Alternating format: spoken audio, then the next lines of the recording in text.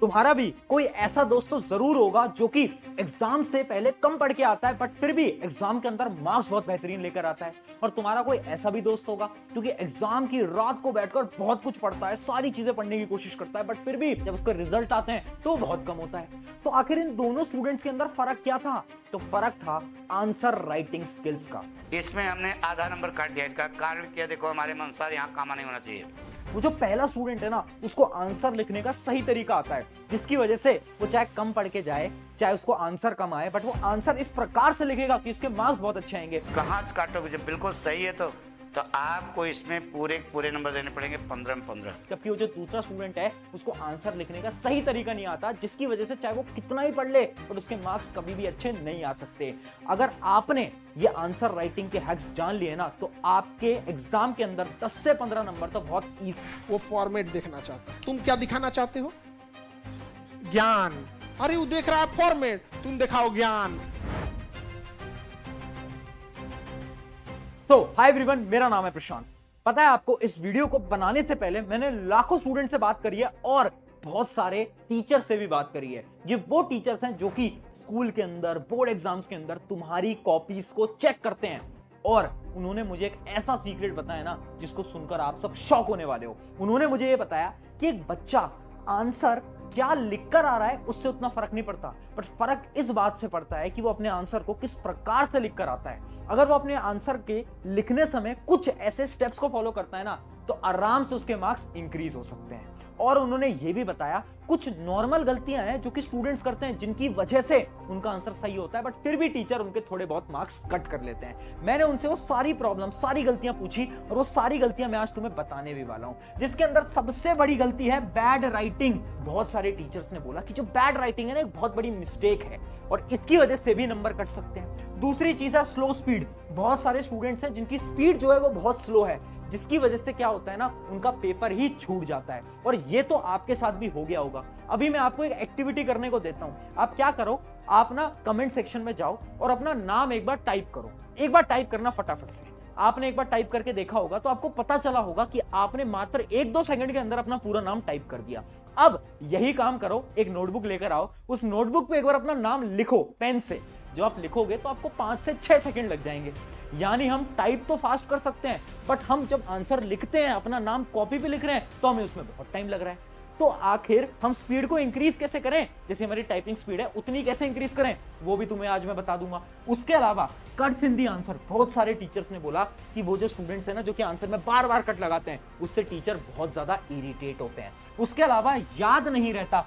बहुत सारे स्टूडेंट्स की ये प्रॉब्लम है आज के समय पर कि वो पढ़ के जाते हैं बट एग्जाम के टाइम पे याद नहीं रहता। तो जो सारी प्रॉब्लम्स है ना, इन सारी प्रॉब्लम्स का एक एक करके सॉल्यूशन जानेंगे। सबसे पहले समझते हैं आपकी पहली प्रॉब्लम जो कि है बैड राइटिंग। मैंने बहुत सारे टीचर से बात करी, बैड राइटिंग से फर्क पड़ता है या नहीं फर्क पड़ता, तो सभी टीचर ने बोला हाँ फर्क तो पड़ता है, बट फर्क तब पड़ता है जब राइटिंग इतनी बेकार है कि वो पढ़ने में ना आए।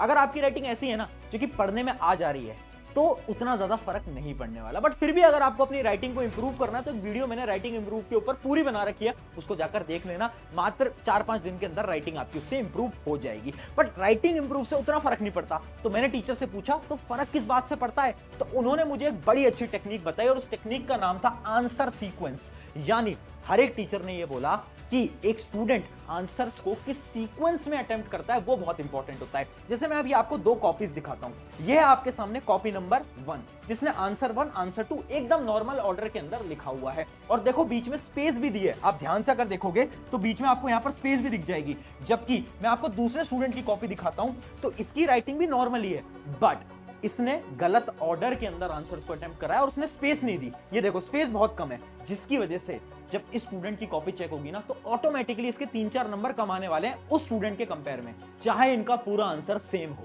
अब इससे फर्क क्या पड़ता है? इससे फर्क ये पड़ता है ना बेटा, ध्यान से समझ लेना।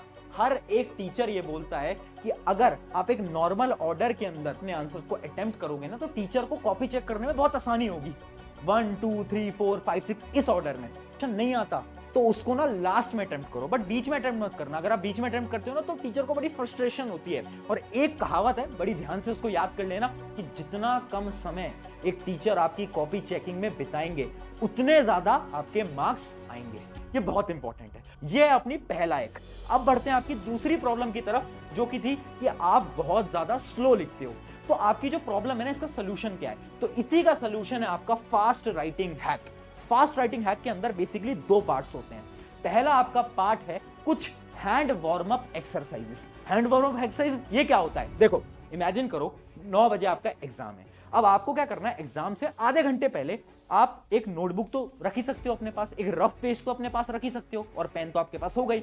आपको क्या करना है, उस नोटबुक के ऊपर अपने पेन से कुछ एक्सरसाइज करनी है। एक्सरसाइज क्या है? ऐसे लाइंस बनाओ, ऐसे लाइंस बनाओ, ऐसी लाइंस बनाओ, फिर ऐसी लाइंस बनाओ, फिर ऐसी लाइंस बनाओ, है ना, फिर ऐसी लाइंस बनाओ, ऐसी लाइंस बनाओ। इनसे क्या हो रहा है? इनसे आपका जो हैंड और जो ब्रेन मूवमेंट है ना, वो कोऑर्डिनेट हो रहा है। और जब आप आंसर लिखने जाओगे ना, तो जो आपकी प्रॉब्लम है ना कि आप बहुत धीरे धीरे धीरे धीरे लिखते हो, वो प्रॉब्लम खत्म हो सकती है। तो ये तो होता है हैंड वार्म अप एक्सरसाइजेस। इसके अलावा एक स्टेप आपको और करना है, जो कि है एयर राइटिंग। देखो, अगर आप स्लो लिखते हो ना, तो उसका एक सिंपल सोल्यूशन है कि आप ना डेली राइटिंग की प्रैक्टिस करो। कैसे? आपको हवा के अंदर राइटिंग की प्रैक्टिस करनी है। यानी इमेजिन करो आप कहीं पर भी ट्रैवल कर रहे हो, आप अपने दोस्त के साथ पीछे स्कूटी के ऊपर बैठे हो, बट आपको क्या इमेजिन करना है ना, आपको इमेजिन करना है कि आपके हाथ में पेन है और सामने एक किताब है, और आप उस किताब पे फटाफट से एक बार अपना नाम लिखने की कोशिश करो। एक बार आप अभी भी कर सकते हो, जो भी आपका नाम है एक बार वो फटाफट से लिखने की कोशिश करो। इससे क्या होगा, आपका जो हाथ है, जो आपकी कलाई है, वो मूव करती रहेगी, और जितना ये मूव कर रही है ना, उतना ज्यादा आपकी राइटिंग स्पीड ऑटोमेटिकली इंक्रीज होती रहेगी।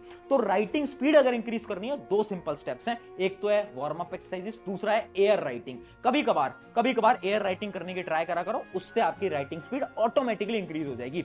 अगर ये ट्राई करा तो जो प्रॉब्लम है ना कि पेपर छूट जाता है, कभी नहीं छूटने वाला। इसके बाद ट्राई करके देखना। अब बढ़ते हैं आपकी अगली प्रॉब्लम की तरफ। अगली प्रॉब्लम आपकी ये थी कि बीच बीच में बहुत सारे आप कट्स लगाते हो। आपने भी नोट करा होगा कि आप बार बार हर बार कट्स लगा रहे हो, और टीचर जो होते हैं जब वो कट्स देखते हैं ना, तो बहुत ज्यादा इरिटेट होते हैं, क्योंकि उनके लिए क्या है ना कि जब भी आप एक आंसर को कट करते हो, उन्हें लगता है कि यार बहुत बेकार स्टूडेंट है, और वो आपके मार्क्स वहां पर कट कर सकता है। बट उसी का मैं एक आपको सोल्यूशन देने वाला हूं, वो है लॉन्ग आंसर हैक। इमेजिन करते हैं कि एग्जांपल लेते हैं। एक एग्जांपल है इस क्वेश्चन का। मान लो एक क्वेश्चन है ना, ये आपके पेपर के अंदर आया ये क्वेश्चन, और आपको याद है कि उसके 4 पॉइंट्स होते थे, 4 या 5 पॉइंट्स होते थे, वो जो आपके लॉन्ग आंसर होते हैं। अब आपको क्या करना है, आपको अपने जो आपकी आंसर शीट है उसके लास्ट पन्ने पे जाना है। उस लास्ट पन्ने के ऊपर हेडिंग डालनी है रफ। क्या लिखना है? रफ। अब आप उसके अंदर कोई भी रफ का काम कर सकते हो, कोई भी टीचर कुछ नहीं बोले, और उसके अंदर आप एक बार दिमाग से सोच लेना कि कौन कौन से 5 पॉइंट आप लिखने वाले हो। अब क्या करो, अब फटाफट से कॉपी पलटो, यहां पर आ जाओ, और यहां पर पूरी तरीके से उनको एक्सप्लेन करके वो 4-5 पॉइंटर यहां पर तुम लिख दो। इससे क्या होगा, इससे आपकी कटिंग अवॉइड होगी। अब आते हैं आपकी अगली प्रॉब्लम की तरफ, जो कि याद नहीं रहता। याद नहीं रहता तो उसका एक बहुत सिंपल सोल्यूशन है, एक बहुत सिंपल हैक है। वो हैक क्या बोलता है, एक बार ध्यान से देखना। हैक का पहला स्टेप है रिकॉल दी चैप्टर। यानी आपको क्या करना है, सबसे पहले आपको कोई आंसर याद नहीं आ रहा, तो आप ये देखो कि वो किस चैप्टर का है। आपने मान लो चैप्टर आइडेंटिफाई कर लिया। अब आपको क्या करना है, अब आपको टॉपिक आइडेंटिफाई करना है कि किस टॉपिक के बारे में पूछ रहा है ना। आपको आंसर नहीं आता, आप बस इतना सोच रहे हो कि किस टॉपिक के बारे में पूछ रहा है। आपने टॉपिक आइडेंटिफाई कर लिया। अब उस टॉपिक से रिलेटेड कुछ भी लिख कर आ जाओ, कुछ भी, और लिखना हमेशा पैराग्राफ की फॉर्म में। क्यों? क्योंकि एक साइकोलॉजिकल हैक है, जब आप बहुत बड़े पैराग्राफ के अंदर आंसर लिख के आते हो ना, तो शायद हो सकता है कि आपके टीचर उस पूरे पैराग्राफ को नहीं पढ़े, वो ऊपर ऊपर से पढ़े, और शायद आपको उसके अंदर आधा 1-2 नंबर मिल भी जाए। ऐसा भी हो सकता है। इस वजह से जब भी कोई क्वेश्चन ना आए तो उसको छोड़ना नहीं है एग्जाम के अंदर। हमें क्या करना है, हमें सोचना है कौन से चैप्टर का है, कौन से टॉपिक का है, और पैराग्राफ की फॉर्म के अंदर उस टॉपिक से रिलेटेड जो भी आता है वो जाकर हमें अटेम्प्ट कर देना। ये बहुत ज्यादा इंपॉर्टेंट स्ट्रैटेजी होने वाली है हर एक स्टूडेंट के लिए। ये थी आपकी सारी प्रॉब्लम्स। अब मैं सारे टीचर से जब मैंने बात करी ना, तो मैंने समझे कुछ प्रेजेंटेशन हैक्स, कुछ प्रेजेंटेशन टिप्स, कुछ ऐसे टिप्स जिसकी मदद से आपके एग्जाम के अंदर मार्क्स बहुत अच्छे आ सकते हैं। तो वही टिप्स मैं आपको फटाफट से बता देता हूं, कुछ सिंपल प्रेजेंटेशन टिप्स जिससे आपके मार्क्स इंक्रीज होंगे, जिसके अंदर सबसे पहली अपनी ट्रिक होती है द कीवर्ड स्ट्रैटेजी। मैं आपको विद एग्जांपल दिखाता हूं कीवर्ड स्ट्रैटेजी क्या होती है। जैसे यहां पर ध्यान से देखो, मान लो मैं एक आंसर लिख रहा हूं। जब भी मैं आंसर लिख रहा हूं ना, तो उस आंसर के जो इंपॉर्टेंट वर्ड्स होंगे ना, उनको मैं क्या करूंगा, अंडरलाइन कर दूंगा। जैसे कि मैंने यहां पर कर रखा है, ये वर्ड इंपॉर्टेंट है, मैंने अंडरलाइन कर दिया, ये वर्ड इंपॉर्टेंट है, अंडरलाइन कर दिया। इससे क्या होगा, जब भी कोई एग्जामिनर आपकी कॉपी चेक करेगा, आपके टीचर आपकी कॉपी चेक करेंगे, तो उनका सारा फोकस जाएगा अंडरलाइन वाले वर्ड्स पे। है ना, और ये अंडरलाइन पेंसिल से करनी है। अंडरलाइन वाले वर्ड्स पे उनका फोकस जाएगा, वो देखेंगे अच्छा बच्चे ने सही लिखा है, ठीक है बच्चे ने सही लिखा है, इसने भी सही लिखा है, ठीक है, और वो सिर्फ अंडरलाइन वाले वर्ड्स को पढ़ेंगे, उन्हें लगेगा आंसर सही है, आगे बढ़ेंगे। आपके पूरे आंसर वो नहीं पढ़ते, ये रियलिटी होती है, मैं सच बता रहा हूं, नंबर इससे बढ़ जाते हैं तुम्हारे। बहुत इंपॉर्टेंट है। ये थी आपकी पहली प्रेजेंटेशन टिप, ट्राई करके देखना। अगली प्रेजेंटेशन टिप की तरफ बढ़ते हैं, जो कि है डोंट यूज शॉर्ट फॉर्म्स। याद रखना, हर एक टीचर को ना बहुत ज्यादा बुरा लगता है जब तुम कोई शॉर्ट फॉर्म लिखते हो। शॉर्ट फॉर्म क्या होती है? बहुत अजीब अजीब सी तुम चीजें लिखते हो ना, जैसे राइट नाउ को आजकल तुम RN लिखते हो, बिकॉज को BCZ लिखते हैं हम। तो ये जो जितने भी शॉर्ट फॉर्म्स है ना, जो कि हम टेक्स्ट करते हैं एक दूसरे को, तो हम इन शॉर्ट फॉर्म को यूज करते हैं। इन सारी शॉर्ट फॉर्म को अवॉइड कर देना। अगर गलती से लिख दिया ना, मैं सच बता रहा हूं, एग्जाम के अंदर नंबर बिल्कुल कटेंगे तुम्हारे। अगला प्रेजेंटेशन टिप की तरफ बढ़ते हैं, जो कि है cuts with the help of pencil. यानी जब भी आप कट लगा रहे हो ना, इमेजिन करो गलती से कुछ गलत हो गया, मान लो यहां पर आप ध्यान से देखो, कुछ गलती से मेरा गलत हो गया, तो अब मैं क्या करूंगा? मैं उसे पूरा गंदी तरीके से कट नहीं लगाऊंगा, मैं पेंसिल लूंगा, एक प्यारा सा एक सिंपल सा स्ट्रेट कट लगा दूंगा, एकदम स्ट्रेट। ट्राई करना, स्केल से कट कर दो, उससे क्या होगा? एकदम तुम्हारा आंसर नीट एंड क्लीन लगेगा। एक बार इस आंसर को तुम ध्यान से देखो, कितना नीट एंड क्लीन लग रहा है आंसर, है ना, एकदम साफ सुथरा लग रहा है, जबकि इसके अंदर कट्स भी हैं। यानी जब हम कट्स लगाएं, अगर हम पेंसिल की मदद से लगाएंगे ना, तो ऑटोमेटिकली क्या होने वाला है, हमारी जो नोटबुक है, जो हमारा आंसर है, बहुत बेहतरीन दिखने वाला है। अब बढ़ते हैं हमारी अगली प्रेजेंटेशन टिप की तरफ, जो कि है न्यूमेरिकल हैक। देखो, तुम मैथ्स जैसे सब्जेक्ट को तो अटेम्प्ट करते ही होगे, फिजिक्स जैसे सब्जेक्ट को अटेम्प्ट करते ही होगे, तो उसके अंदर एक स्ट्रैटेजी बता रहा हूं मैं। जो भी तुम्हारा आंसर है ना, उसको बॉक्स के अंदर बंद कर देना और यूनिट्स लिखना मत भूलना। एक एग्जांपल के साथ समझाता हूं। ये दो नोटबुक है, इनके अंदर देखो डिफरेंस क्या है। ये एक स्टूडेंट की नोटबुक है, इसने क्या करा, फाइनली बस आंसर लिख के यहां पर छोड़ दिया है। तो अब जब टीचर आएगा ना कॉपी चेक करने, तो पूरी की पूरी कैलकुलेशन चेक करेगा। ये क्या करा, हम थे स्मार्ट स्टूडेंट, हमने क्या करा, फाइनल आंसर्स को यहां पर देखो बॉक्स के अंदर ऐसे बंद कर दिया। अब इससे क्या होगा, अब जो टीचर है ना, वो पूरी कैलकुलेशन चेक नहीं करेंगे, वो देखेंगे अच्छा इसका पूरा आंसर सही है, अच्छा ये आंसर भी सही है, ठीक है, मतलब ये तो पढ़ने वाला बच्चा है, आगे बढ़ जाओ। ये टेक्निक न्यूमेरिकल के अंदर हमेशा से बॉक्स के अंदर करोगे ना, छोटी छोटी टेक्निक से बहुत ज्यादा हेल्पफुल हो सकती है। अब बढ़ते हैं हमारी फाइनल टेक्निक की तरफ, फाइनल प्रेजेंटेशन टिप की तरफ, जो कि है डिफरेंस वाले क्वेश्चंस। आपने देखा होगा बार बार सवाल आते हैं कि दो चीजों के बारे में डिफरेंस बताओ। हम क्या करते हैं ना, हम पहले एक हेडिंग डालेंगे, फिर उसके बारे में लिखेंगे, फिर दूसरे के बारे में लिखेंगे। ऐसा कभी मत करना। डिफरेंस वाले क्वेश्चन अटेम्प्ट करने का एक सिंपल स्ट्रैटेजी है, जैसे कि तुम देख सकते हो।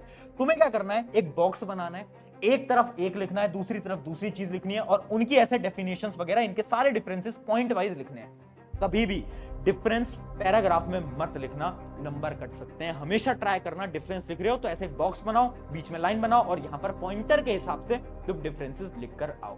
ये सारी ऐसी स्ट्रैटेजीज थी जो कि बोर्ड एग्जाम वाले, जितने भी तुम्हारे स्कूल टीचर्स हैं, सब इसी स्ट्रैटेजी के हिसाब से क्या करते हैं, आपकी कॉपीज को चेक करते हैं। तो अगर आपने इसको फॉलो करा, मार्क्स तो बिल्कुल बढ़ने वाले हैं। जाओ अब इन सारी टेक्निक्स को अटेम्प्ट करो, अपने एग्जाम के अंदर फटाफट से क्या करो, मार्क्स लेकर आओ। और आई होप आपने अपना नाम तो कमेंट करा ही होगा कमेंट्स के अंदर। कितने सेकंड के अंदर नाम कमेंट करा, कमेंट में बताओ। ऑन दिस नोट, शुक्रिया एवरीवन। एक दोस्त को इस वीडियो को शेयर कर देना। मेरा नाम है प्रशांत, मिलते हैं नेक्स्ट वीडियो के अंदर।